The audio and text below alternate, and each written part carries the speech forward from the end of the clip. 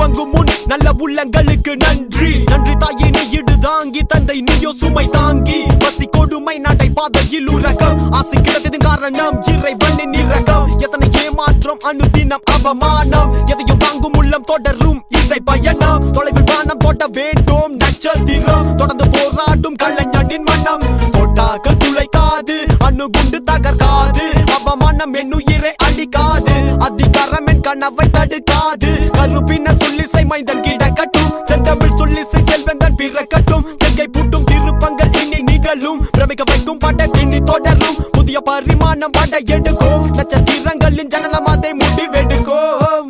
Damn, it's gonna blow. Baby, you should know. He's a Kalayan.